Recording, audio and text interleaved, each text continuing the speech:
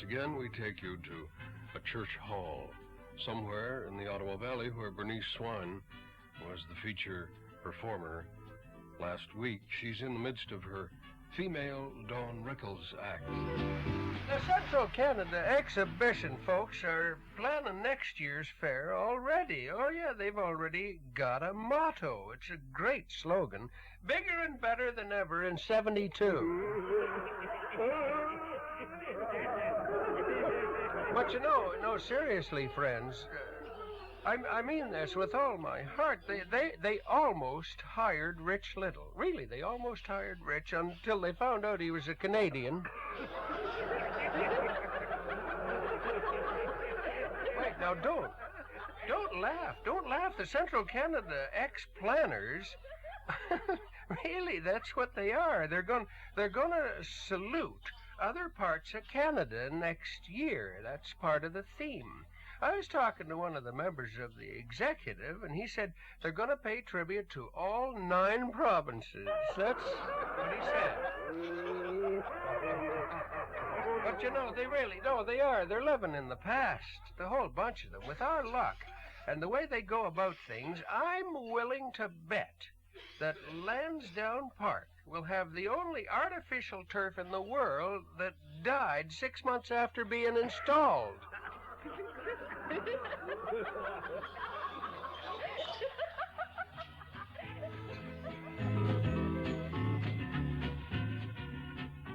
Well, there was much more, but our lawyers suggested we cool it.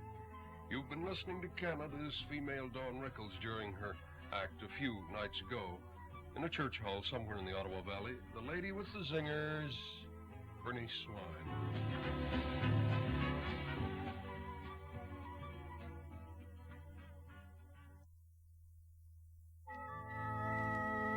Morning Sermonette, featuring wise words to live by as assembled and delivered by our resident Padre on the Les Miley Breakfast Show. Today's message recorded during last Sunday's sermon. Here's Reverend Ike. But seriously, friends, there is a great need for the clergy to move with the times, to really communicate with members of our congregations. We admit that there are a few hidebound old-timers in the hierarchy. To illustrate, a church in this diocese found itself burdened with a very tedious, pious, and self-centered pastor. But there came a day when he was informed that he was being transferred to another church in faraway British Columbia. That Sunday, he concluded his sermon with these words, "Brethren, the same Lord Jesus who sent me to you is now calling me away." Whereupon the congregation rose as one and sang, "What a friend we have in Jesus."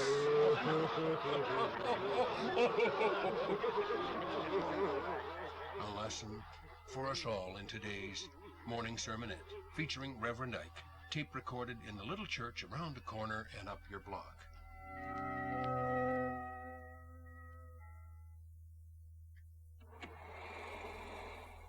Breakfast Movie, the only show in radio presenting on an irregular basis great scenes from forgettable movies. Today, a dramatic confrontation from the 1935 classic starring Randolph Scott, Fay Ray, Helen Twelvetrees, George Arliss, and Cluck the Wonder Chicken. Calamity Jane leaves town. The scene opens in a frontier cabin where a distraught woman paces about the shabby kitchen while her grizzled husband, played by Smiley Burnett, wolfs down a stack of pancakes. Oh, how can you eat at a time like this, Curly? Our son near death's door. Oh, I can never understand you when you're eating pancakes like that. The doc's in that bedroom with our sick son right now. Oh, Doc, Willoughby. Yeah. What about our son? Oh, he's in bad shape, Mrs. Carstairs. He needs some kind of operation, and I need a drink. You'll do it, Doc. Huh? I know you've got to do it. Go in there and operate on that kid. Are you out of your mind? Look at these hands, just shaking like Custard's knees at his last stand. No way. Get a hold of yourself, Doc. Get in there and operate on that kid. I can't do it. I just throw All right, wait. Here. What? Oh. Thank you. 3 fingers of red eye. Thank you. That's good booze. Okay, now get in there and operate. Mrs. Carstairs, please, I can't. Land of Goshen, Doc, why not? I've been trying to tell you. I'm a dentist.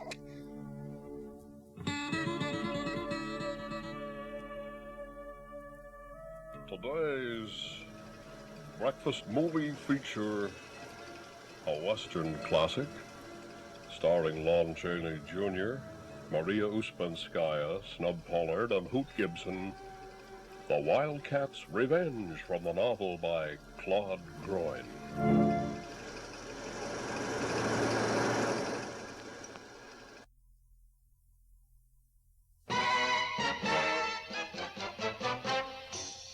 Another Leslie comic strip of the air. Today, we visit that demon airline pilot, one-time World War II ace, Smilin' Jack. We are aboard Flight 69, bound for Vancouver, somewhere over the Rocky Mountains, when suddenly Captain Smilin' Jack is heard on the intercom. Hello. Hello again. This is your pilot, Captain Schlepfield. We are flying at an airspeed of 450 knots.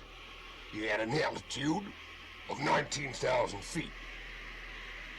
Now, if the passengers on the right side of the aircraft will look out the windows on their side, they'll notice that the engine on that side, on that wing, is burning. It's on fire. Now, if those on the left side of the aircraft will look out their windows, they'll notice that that engine is also on fire. Do not panic. I am in complete control. I am not at all concerned. Now, one more thing. If you look back and below the aircraft, you'll see 3 parachutes. They are the members of your crew. This is a recording.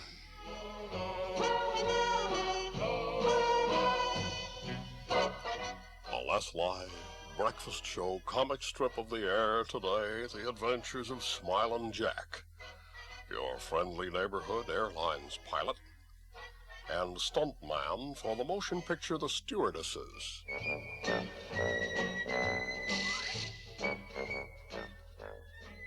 Interplanetary newscasts have been launched on satellite TV, and here are the twin voices of Mars.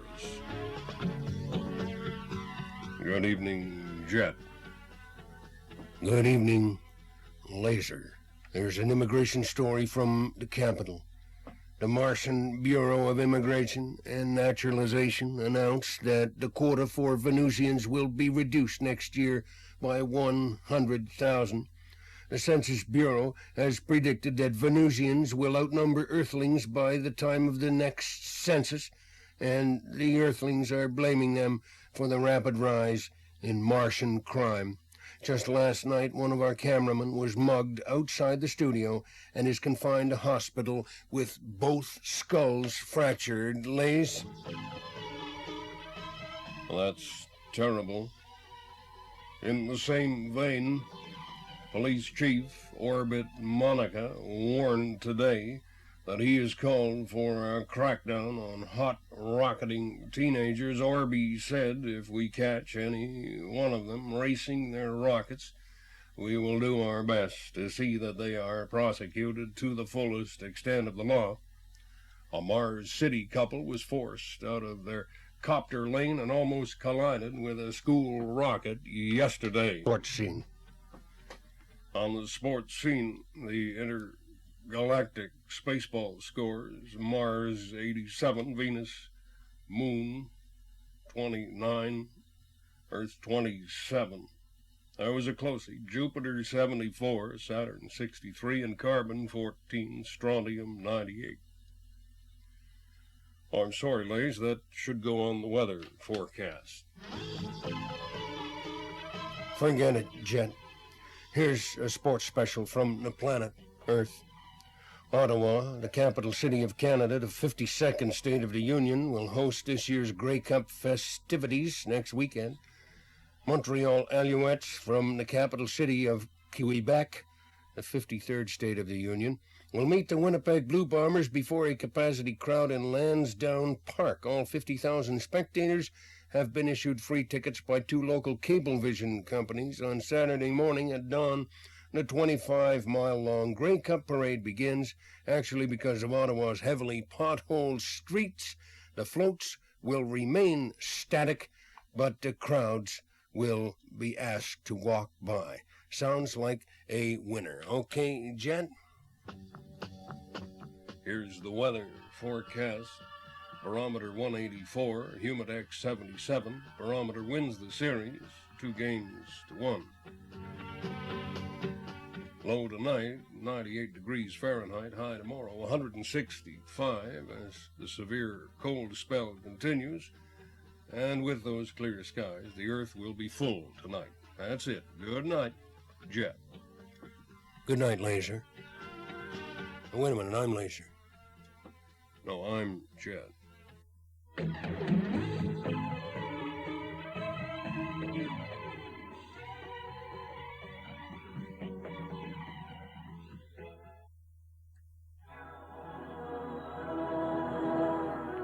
Les Lie Show, commercial number 936.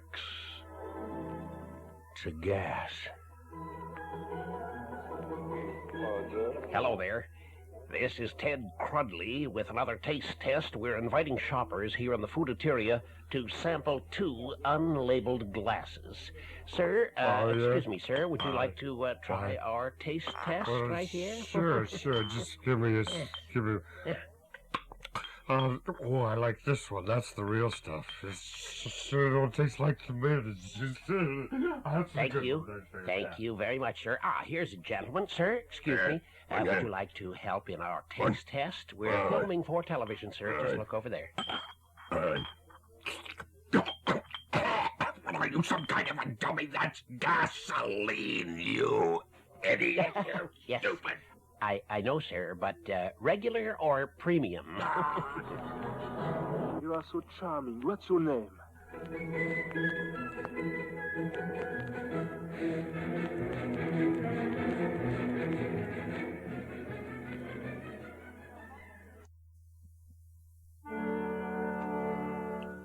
Culture Corner. This time, we present another excerpt from a new operatic work, and to introduce this item, musicologist Victor Mortis.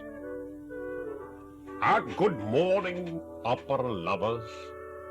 Our excerpt today is from the American folk opera Mongwani Umpulele Inyamati Po La, the story of a carefree maiden who works in the office of a diamond mine, and her lover, a strapping warrior named Fred, P-H-R-E-D-D, which means very little in English. In this brief scene from the opera, Act 3, Scene 1, the evil witch doctor has refused to make a hot call, whereupon the members of the tiny U-boat tribe fall upon him and thrash him mightily with handfuls of ostrich feathers.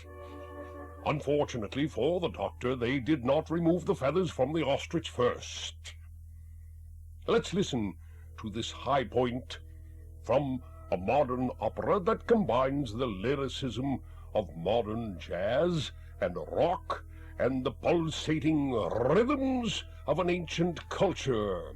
The soloist is the rising star of the European scene, Giuseppe Crapola. Gonna get you in my tent, where we can both experiment.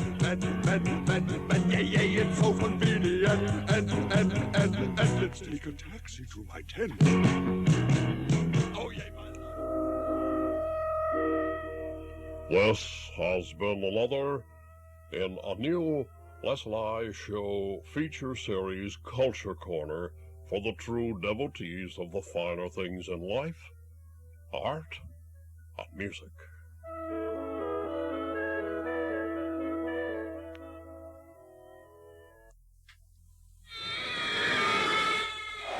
Hello there, sports fans. Yes, this is AC Ducey once again speaking to you from the Calgary Stampeders dressing room.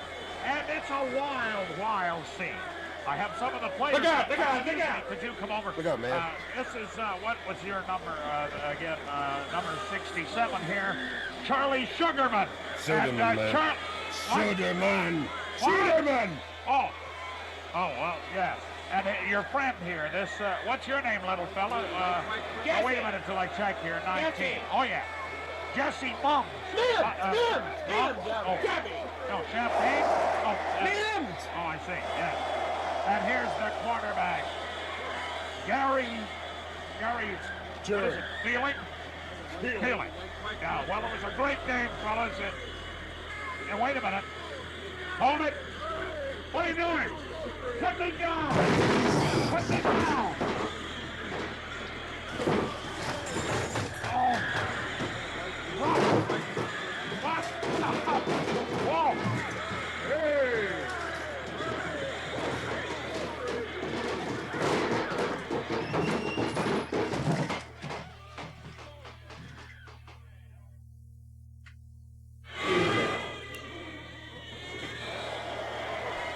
Hello there, sports fans.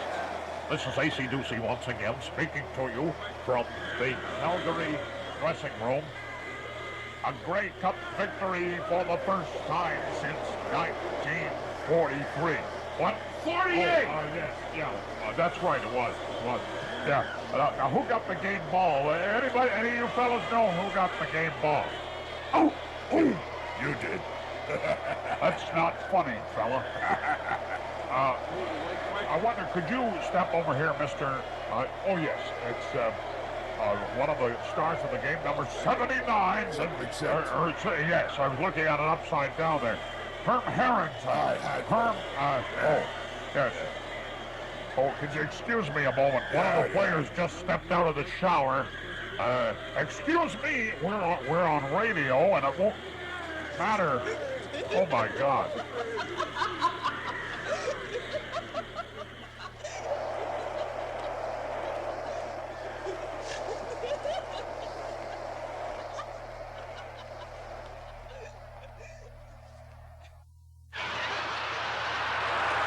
Presenting one of the golden oldies. Yes, one of the good old stories refurbished and dramatized. A new LL Show feature. Today we find Reginald, Patrick, and Sandy, the traditional Englishman, Irishman, and Scot, in the local funeral home, where a mutual friend is lying in a state of permanent rest. Oh, wished. Oh, dear old Terence. He looks like he's asleep. Yes, he does. He does look rather good. That vacation in Florida last month did him a world of good, you know. I say, Patrick, what is that you're doing? It is a $5 bill, and I'm placing it here in the casket. Aye, money in the coffin. I never heard of that one before. I can't say that I... Well, 'tis an old tradition, Standy. It ensures that the dear departed will never lack for money in the hereafter. I'm saying that is a noble custom. Here, I'll put in 5 too. 'Tis very kind of you, Reggie. Sandy? Aye, lad. I'll do the same. Here we are now. What are you doing? There, that's my personal check for $15. I'll take your 2 5s and change.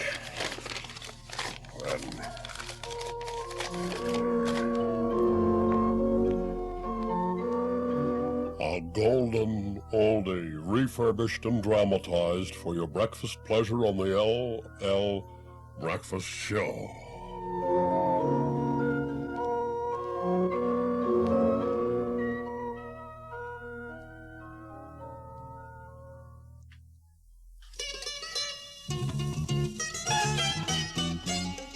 The New Adventures of Uncle Wally and Floyd.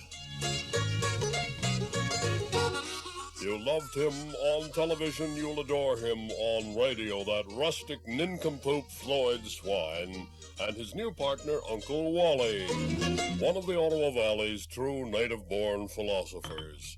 Today, we find them sitting at the kitchen table in the farmhouse at Swine Manor talking about a new neighbor. That's right. Floyd, a little more sugar there, please. Yeah, he bought the old Hanrahan place outside Carlton Place, where it is. Well, he must have a lot of money, Uncle Wally. Yeah. That's a pretty big spread. Well, that's just the way these pants fit, Floyd. I don't think... the farm. Must be a big one. Several hundred acres. Yeah, he's what you call a gentleman farmer. He's what he is, or whatever his name is. A gentleman farmer? Yeah. What's that? Well, he's the one with the white sidewalls on his manure spreader. The New Adventures of Uncle Wally and Floyd, starring the Ottawa Valley's answer to Gordy Tapp. My name is Sherman Furlong.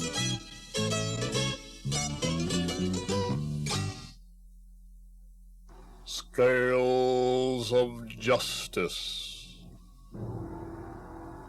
Dramatized cases from the files of that well-known presiding judge, Harvey Scales.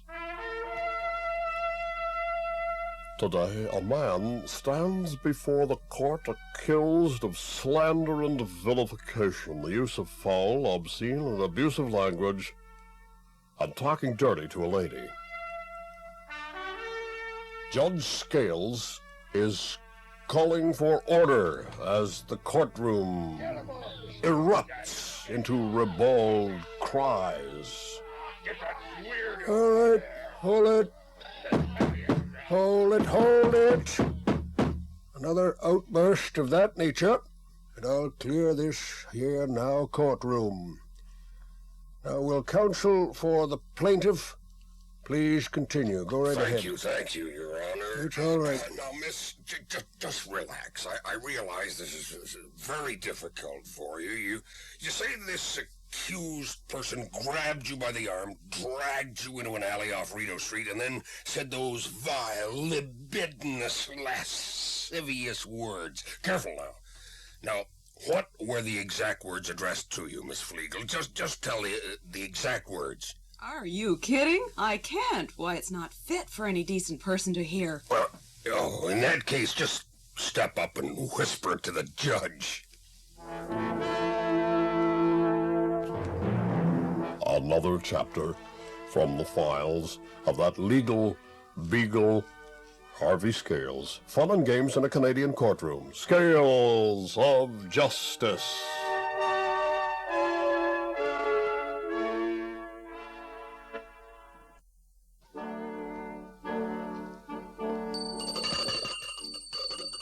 to part 2. Squares of the Round Table. A La Slaw Show public service feature wherein our panel of experts discuss, just a moment, an important subject as suggested by one of our listeners. Hold on there. We pick up where we left off. If you can control yourself. The quotation, I'll refresh your memories here. Nudity on the stage. Wait a minute. Nudity on the stage, in the movies, and the sexual permissiveness of today leads to better communication between generations. Who said that? And you say that was Broadway's Joe's Namath statement. Oh, yeah. Joe Namath is my kind of music. man. Yes. Joe Namath is my kind of man. The only quarterback who's made more passes off the gridiron than on. Isn't that good? Didn't you get that? It was the Don't encourage him. Our panel, please. Panel, please, let's cool it, can we, please? Aubrey, what do you think? The fantastic Captain Aubrey Fatch. What do I think about what? About nudity on the stage and in the movies. Oh, well, I think it's disgraceful. Oh, No, I do. I mean it. I say get all that sex, violence, nudity, and perversion off our movie screens. Back into the drive-ins and homes where it belongs. Is there nothing sacred anymore? All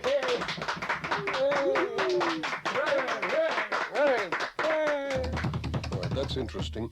But how about our other member of the senior citizen set, Bernice Swan? Careful there. Yes, what about... Well, I just wonder about all this hang-up about nudity. That's what's selling tickets to all these stage shows. I say join the Y or one of them health clubs. I'm going to see hair because I like the music, not because a bunch of clowns take off their clothes during the performance. I agree, well, Bernice. If that's all there is, as Peggy Lee sings, I'd just strip in front of a full-length mirror and save $10. Groucho Marx said that on the Johnny Carson show last year. I saw the program and I heard him say it. Why don't you dry up, Sprang? No. Steady there. Panel, please. Come me up there, fella. You steal all your material, Abercrombie. Sick. Go to it, boys. Listen, another word. Wait. Another word out of you, and I'll tear all the lace off your shirt. And your underwear, too. That's a good one. Give it to him, Ab. You don't have to take that crap from him. Make you sick listening to that. All right, please. No.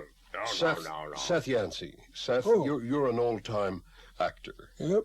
You trod the boards. That's right. Would you appear on stage in your birthday suit, naked as a jaybird?